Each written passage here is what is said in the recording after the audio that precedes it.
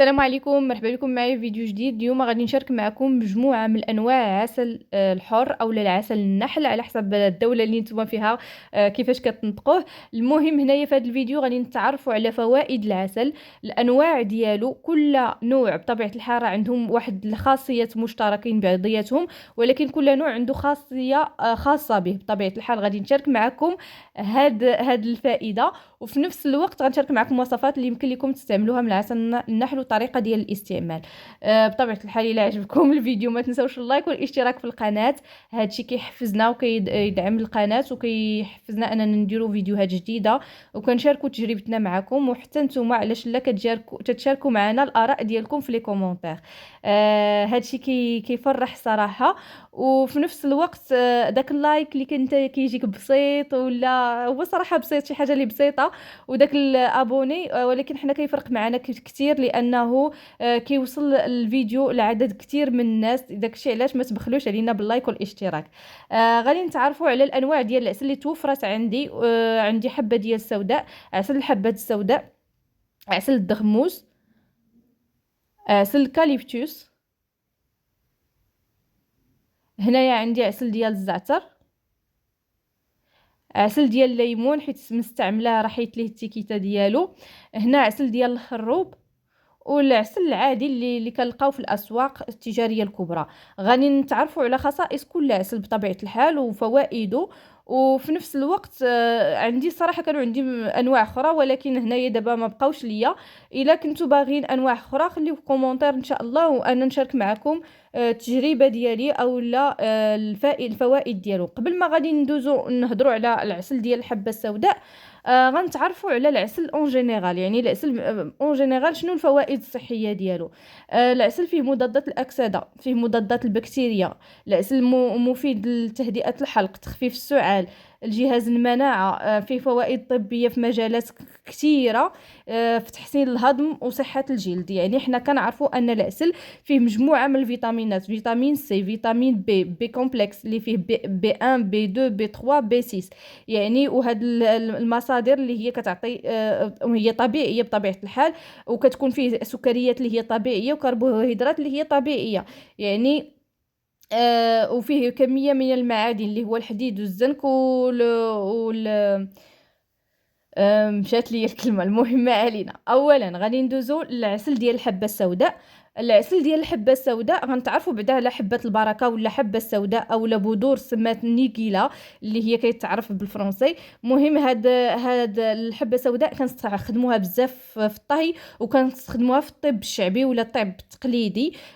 لانها فيها مركبات نشيطه والحبه السوداء عندها تاثير في تعزيز المناعه وتحسين صحة الجهاز التنفسي، وفيها مضادات الالتهابات. ياك يعني ان الا خدينا هاد الحبة السوداء وخدينا العسل ديالها، يعني داك النحل اللي كياخد الرحيق ديال ديك النبتة ديال الحبة السوداء، كيعطينا واحد العسل اللي هو زوين بزاف.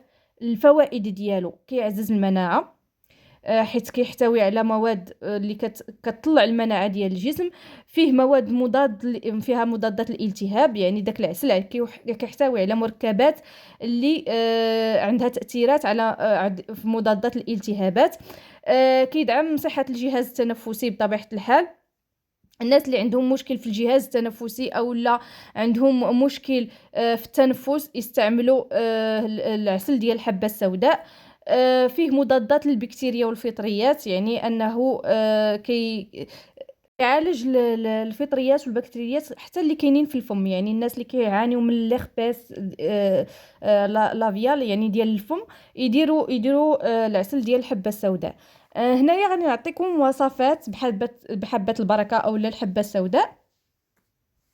يعني يمكن لك انك تاخدي 2 معالق من عسل ديال الحبه السوداء وديريه مع عصير نصف ليمونه، وخدي مزجي هاد العناصر وكتاخديه بحال شكل مكمل غذائي اللي غيعطيك واحد الطاقه للجسم ديالك. حنا عارفين ان الحبه السوداء دواء لكل داء، قالها الرسول صلى الله عليه وسلم.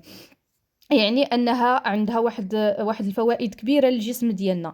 غادي عندي نوع اخر من طريقه اخرى اللي يمكن لك انك تستعملي بها الحبه السوداء. غادي تاخدي 2 معالق من العسل ديال الحبه السوداء وديريه مع قطعه صغيره من الزنجبيل المبشور. يعني غادي تبشري الزنجبيل وغادي ديري معاهم 2 معالق ديال العسل وغادي تمزجي هاد العناصر بطبيعه الحال، وتقدري انك تاخديهم باش تهددي لتهدئه الحلق وتخفيف السعال. يعني الناس اللي ما عندهم مشكل ديال السعال او لا مشكل ديال الحلق يقدروا ياخذوا 2 معالق ديال العسل مع معلقه صغيره من الزنجبيل، يا اما مبشور يا اما مسحوق. يعني مسحوق الزنجبيل اللي كتاخديه من زنجبيل اللي هو طري، وكديري مع 2 معالق ديال العسل.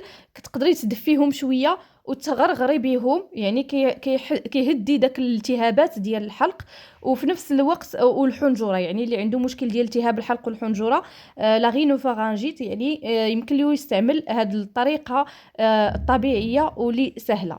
هنايا بطبيعه الحال حنا غنعرفوا ان حبه البركه كتغذي الشعر بطبيعه الحال. يعني يمكن لك انك تاخدي العسل ديال حبه البركه حيت فيها بزاف ديال المعادن وفيها بزاف ديال الفيتامينات.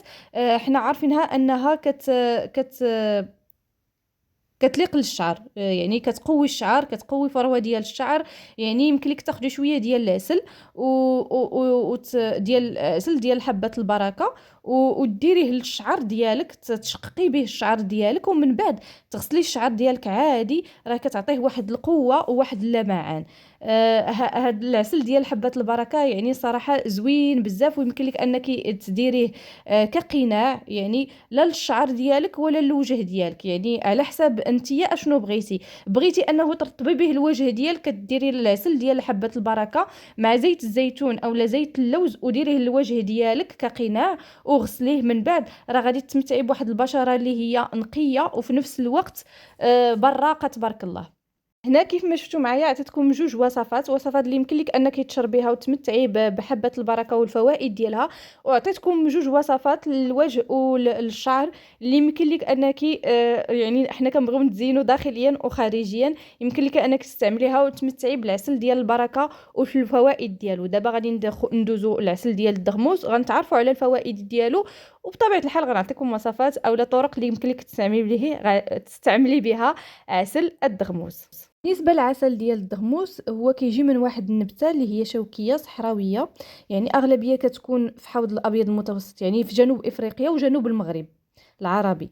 المهم هنايا هاد النبته كتميز بان العسل ديالها كيكون جوده ديالو عاليه، يعني الجوده ديال العسل عاليه والفوائد ديالو مختلفه بطبيعه الحال وعنده فوائد صحيه اللي هي كثيره. غادي نتعرفوا ان اللون ديال الدغموس كيكون في الاول بني او اصفر، ولكن من بعد فتره ملي كتخلي داك العسل ديال الدغموس واحد الفتره كيولي اسود. يعني اغلبيه الا بغيتي تعرفي العسل ديال الدغموس الحقيقي راه كيبقى اللون ديالو غادي وكيغمق. يعني حنايا كنعرفوا ان الدغموس كيحتوي على المعادن والفيتامينات اللي هي مختلفه. هو غني بالكربوهيدرات والسكر الطبيعي. عنده اختصاصات اللي هي مضادة للالتهابات والبكتيريا والأكسدة. بالنسبة للناس اللي كيتناولوا الدغموس، الناس اللي عندهم مشكل في الالتهابات غيعالج لهم مشاكل ديال الالتهابات، مشاكل الناس اللي عندهم مشكل ديال الجلد، يعني التهابات جلدية أو لا تقرحات جلدية يستعملوا عسل ديال الدغموس. الناس اللي عندهم مشكل ديال الربو او لا دوك النوبات الحاده ديال الربو ولا حساسيه ديال الصدر يستعملوا الدغموس.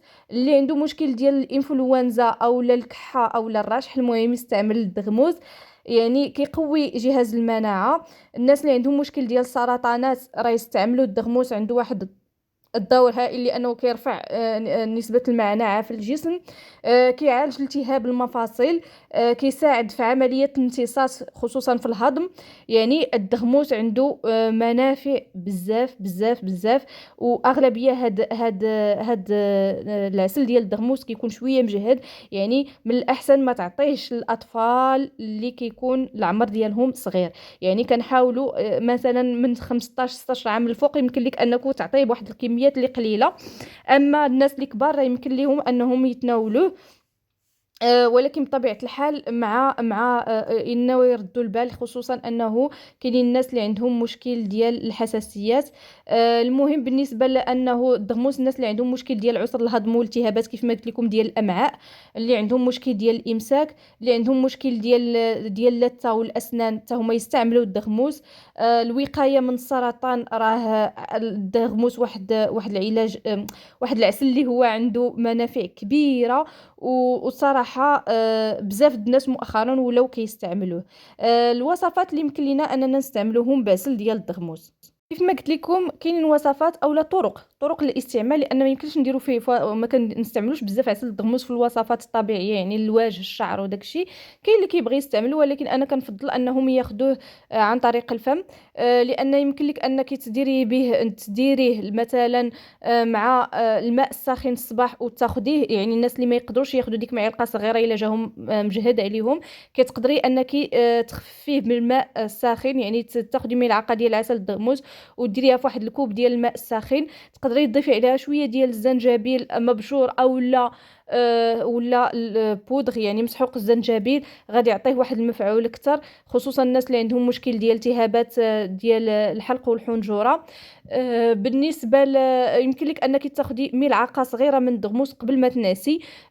هكذا كت الناس كيف ما قلت لكم اللي عنده مشكل ديال التنفس او لا مشكل ديال الرشح او لا المشاكل ديال الجهاز الهضمي، خصوصا الناس اللي عندهم الجهاز الهضمي ياخذوه الصباح يعني على الريق.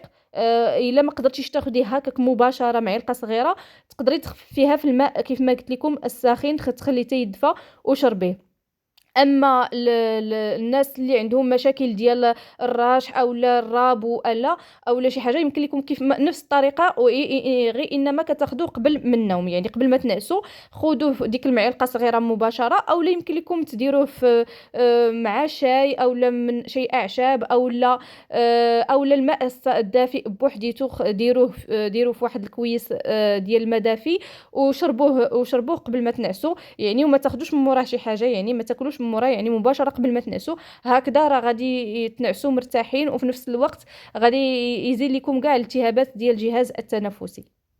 هنا غادي نتعرفوا على الكاليبتوس او عسل الكاليبتوس. قبل ما ندوزو لعسل الكاليبتوس غادي نتعرفوا على هاد النبته اللي هي صراحه كنستعملوها بزاف في المستحضرات الطبيه، في الزيوت العطريه، حيت عندها فوائد كثيره، وخصوصا عندها فائده عندها علاقه كبيره بجهاز ديال التنفس. هنا فوائد ديال العسل ديال الكاليبتوس. حنا كنعرفوا ان عسل ديال الكاليبتوس كيف ما قلت لكم جاي من الكاليبتوس، يعني غادي تكون عنده ضروري فائده ديال في الجهاز التنفسي. مهم هو عنده تاثيرات على هو فيه مضادات ديال البكتيريا. يعني خصوصا الناس اللي وليداتهم مثلا عندهم فيهم الزكام وما بغاهمش يتعداو، يعطيهم معلقه ديال الكاليبتوس، معلقه ديال العسل ديال الكاليبتوس، هكذا ما كيتعداوش مع بعضياتهم. الناس اللي عندهم مشكل ديال الالتهابات ديال الحلق والحنجره ياخذوا العسل ديال الكاليبتوس. الناس اللي عندهم مشكل ديال التنفس او لا عندهم مشكل ديال الجهاز التنفسي ياخذوا العسل ديال الكاليبتوس، او لا تحت صراحه الزيوت ديال الكاليبتوس راه كتساعد.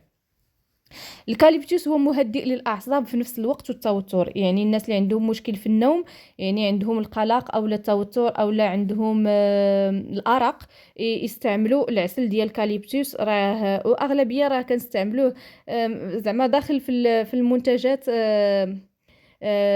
كتلقيه داخل في المنتجات الطبيه اللي عندها علاقه بالجهاز التنفسي. كاع لي سيرو داكشي الا جيتو تردوا البال وتقراو لي كونسين، راه غتلقاو داخل فيهم الكاليبتوس من بين لي كونسين ديالهم.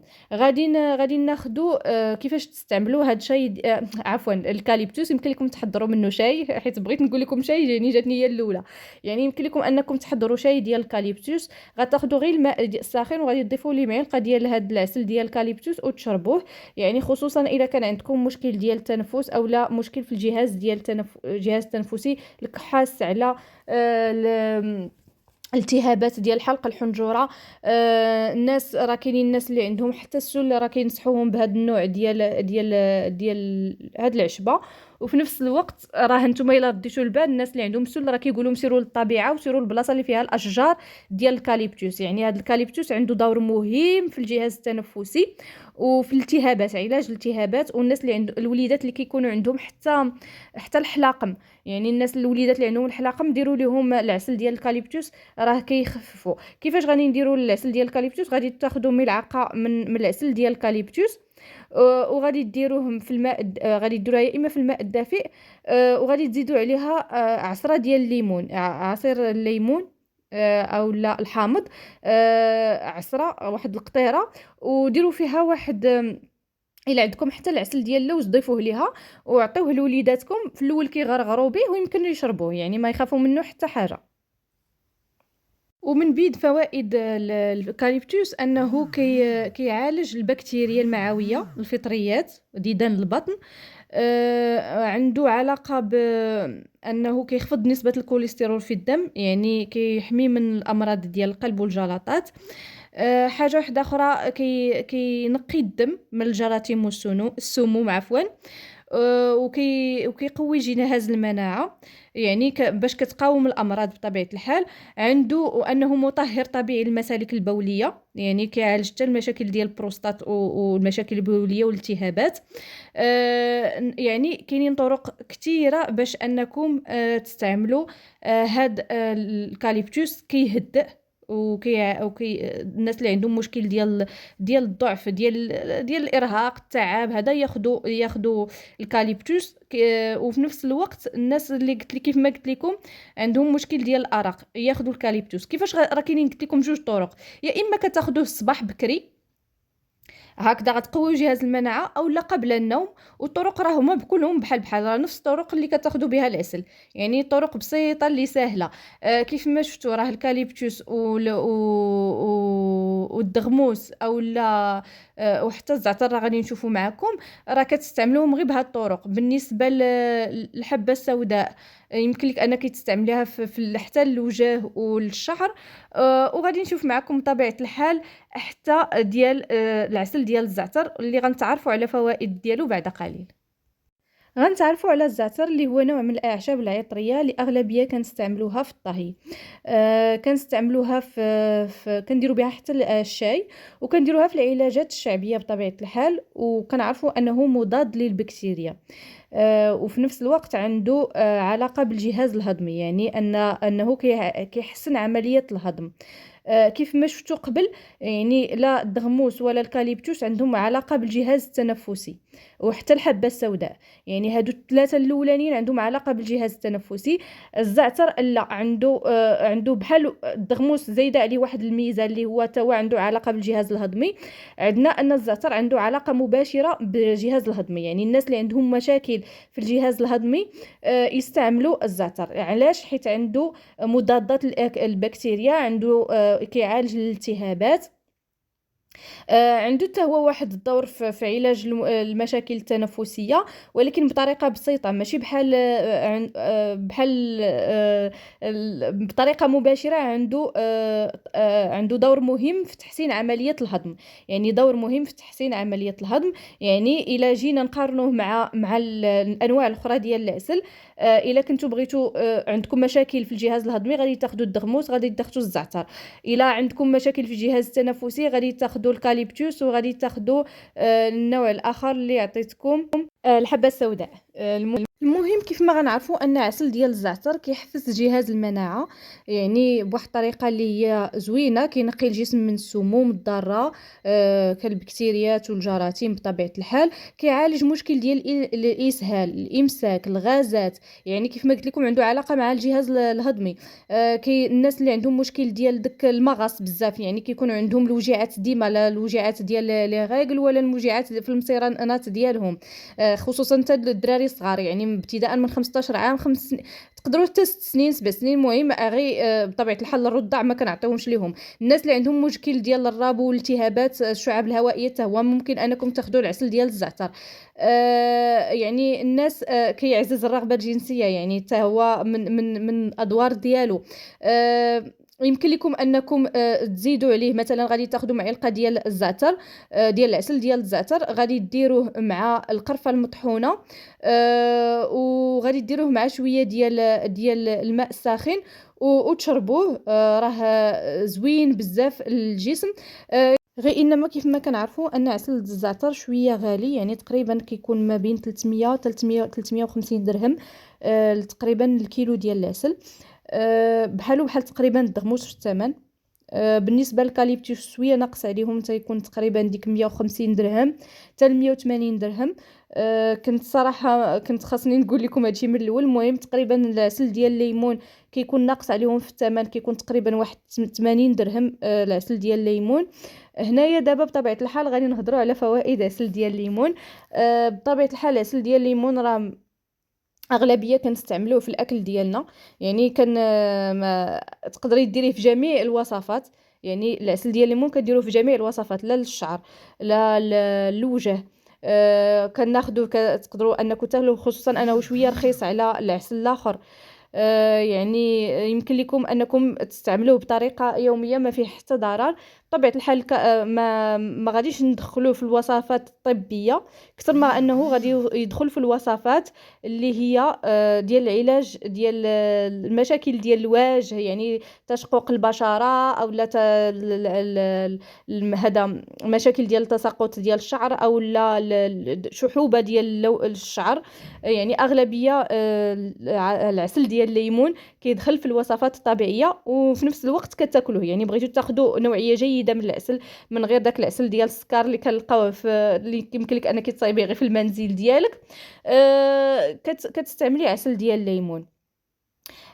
كنظن انه كاينين بزاف ديال الوصفات اللي ندخلوا فيهم العسل ديال الليمون للوجه او للشعر، يعني على حسب انتيا الهدف ديالك من ديك الوصفه. يعني بالنسبه مثلا للوجه، الا بغيتي انك ترطبي الوجه ديالك، يمكن لك انك تاخدي معلقه من عسل ديال الليمون، غادي تزيدي عليها معلقه ديال زيت الزيتون او زيت جوز الهند، وغادي ديريه للوجه ديالك. ومن بعد غادي تغسلي الوجه ديالك، غادي تحصلي على ترطيبه الوجه ولا معان.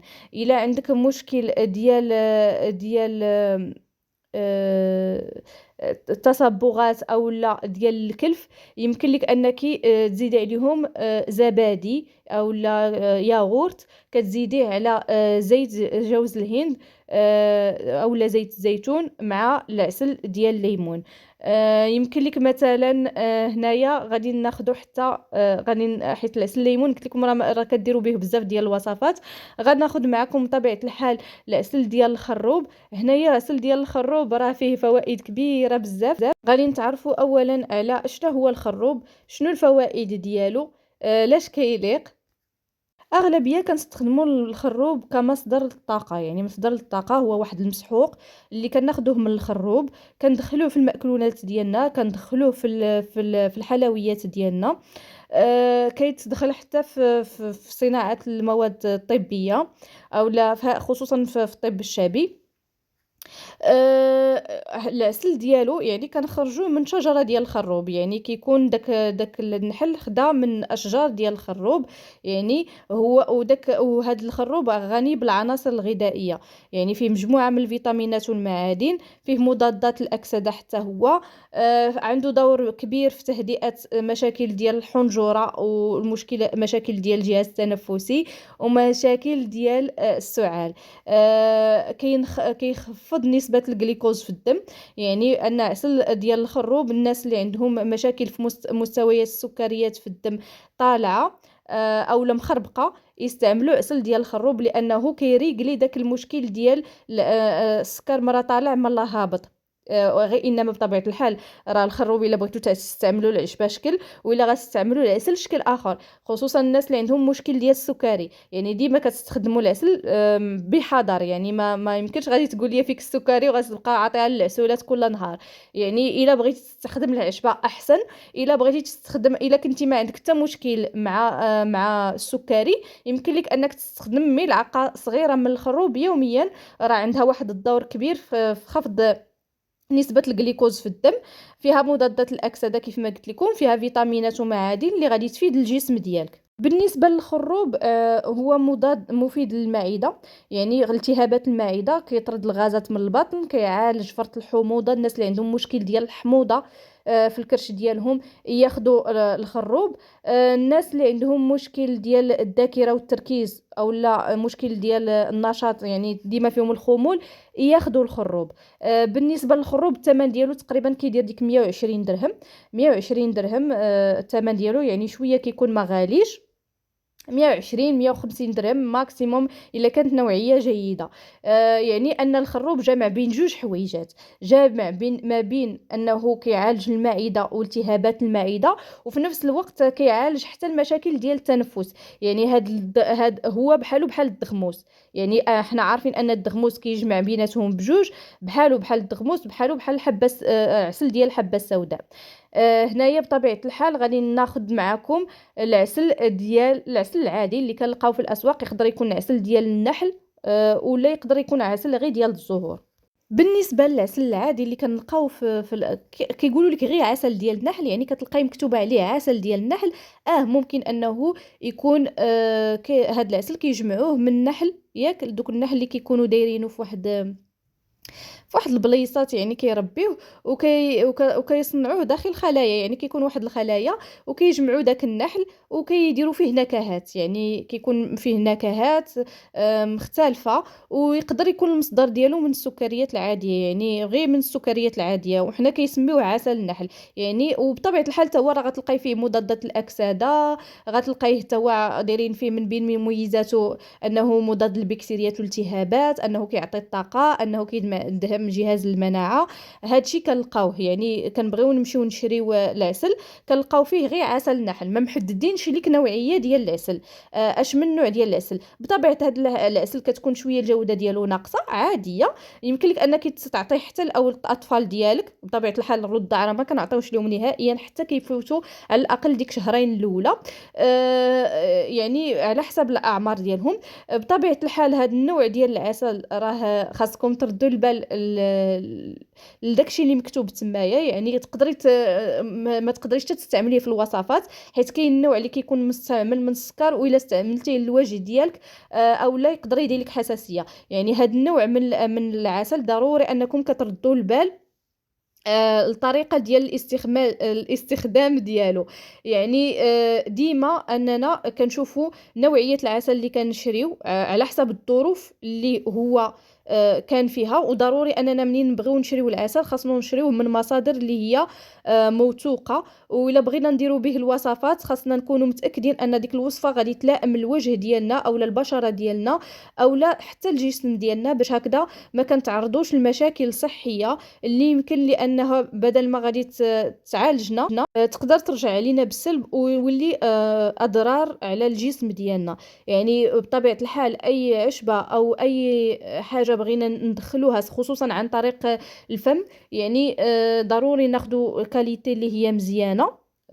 وكيف ما قلت لكم راه النوعيه الجيده كتكون على حساب المحيط اللي هي العسل منين خديتيه. يعني ضروري ان داك العسل تاخديه من مصدر اللي هو موثوق، خصوصا انه كيف ما قلت لكم كيكون خصوصا هاد الانواع ديال العسل كتكون الثمن ديالها شويه باهظ. كيف ما غادي نشارك معكم، راه قلتها لكم في الاول ديال الفيديو، غنخلي لكم الاثمنه ديال كل عسل في الاخر ديال الفيديو. بالنسبه للعسل ديال الدغموس راه كيدير 350 درهم، 350 درهم مغربيه. ديال العسل ديال الزعتر كيدير تقريبا 300 درهم حتى 350 درهم. عسل ديال الحبه السوداء، العسل ديال الحبه السوداء كيف ما قلت لكم كيدير 200 درهم. العسل ديال الليمون داير ما بين 80 درهم حتى ل 150 درهم. العسل ديال الخروب غادي تلقاو تقريبا 120 درهم حتى ل 150 درهم. ما عرفتش واش قلت لكم لا انواع كلها. والعسل اللي كنديروا نلقاوه في الاسواق راه كيختلف الثمن ديالو من جوده لاخرى. بطبيعه الحال راه الاثمنه دابا بعض المرات راه كيكونوا كيتزادوا على حساب راه حنا كلشي دابا الحمد لله تزاد ما بقاتش شي حاجه رخيصه. يعني الاثمنه كتختلف، ولكن هادو هما مع زعما الاثمنه البازيك. يعني يقدر تزاد بواحد 20 درهم او لا تنقص ب 20 درهم. هادو هما الاثمنه ديالهم في الاسواق تقريبا. وكيف ما قلت لكم راه كاينين قواسم مشتركة بين العسل، غير إنما كل عسل راه مختلف على الآخر من حيث الجهد ديالو، يعني ما عرفتش كيفاش غادي نقولها لكم، يعني القوة ديالو. العسل ديال الليمون ماشي هو العسل ديال الدغموس لا صراحة، لا من ناحية الجودة ولا من ناحية المفعول. يعني العسل ديال الدغموس شوية مجهد، تابعوا العسل ديال الزعتر، تابعوا العسل ديال الحبة السوداء. العسل ديال الحبة السوداء والزعتر راه تقريبا نفس المفعول، ولكن بطبيعة الحال كيف ما راه شرحت لكم في الفيديو، كل واحد عنده خاصية خاصة به. بحال دابا راه كنت قلت لكم راه غنخلي لكم كل عسل الخاصية الخاصة به. احنا عارفين ان عسل ديال الدغموس كيطرد السموم من الجسم، كيطرد اللي عنده علاقة بالمشاكل المعوية زائد المشاكل التنفسية. العسل ديال الزعتر عنده خاصية ديال التنفس وخاصية ديال المشاكل ديال الجهاز الهضمي، الجهاز الهضمي فيها المصارن المعدة وكل شيء.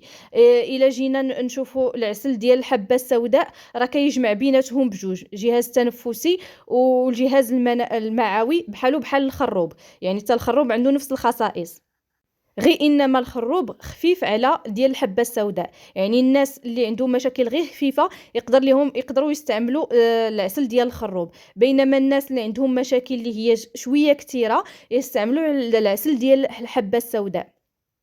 العسل ديال الكاليبتوس راه خاص بالمشاكل التنفسيه، يعني اغلبيه كنستعملوه المشاكل ديال التنفس، السعال، الربو، كاع الحاجات اللي عندهم علاقه بالالتهابات ديال الحلق والحنجره.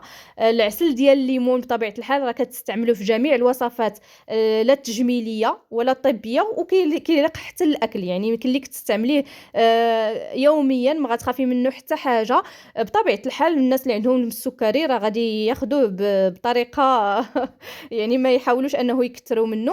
ومن الانواع الاخرى اللي كنلقاو ديال العسل اللي كيكونوا محلينه بالليمون، بالحامض، بهذا راه بطبيعه الحال راه ضروري ما كيكونش عسل ديال النحل 100%، يعني كتكون فيه شويه ديال الاضافات. دابا الصراحه كملت مع جميع المعلومات اللي يمكن لي انني نشاركهم معكم. كنتمنى بطبيعه الحال ان الفيديو ينال الاعجاب ديالكم، وإلا عجبكم ما تنسوش تشاركوه مع الاصدقاء ديالكم. ما بقى لي الا نقول لكم السلام عليكم، الى اللقاء في فيديو جديد ان شاء الله. ما تنسوش اللايك والاشتراك في القناه، وإلا كنتم مجربين هاد الانواع ديال العسل ما تنسوش تخليوا لي كومونتير وتخليوا لي تجربتكم مع هاد الانواع ديال العسل، اشنو استفدتوا منهم. حتى الوصفات، الى عندكم شي وصفات درتوهم بهاد الانواع ديال العسل خليوهم باش نشاركوا تجربتنا مع الجميع. صراحه راه اليوتيوب انه قربنا من الناس وقرب الناس منا، كنتشاركوا المعلومات ديالنا وكنتشاركوا تجربتنا. ما بقى لي الا نقول لكم السلام عليكم، الى اللقاء في فيديو جديد ان شاء الله. كنبغيكم كاملين وكنتسنى لي كومونتير ديالكم. السلام عليكم.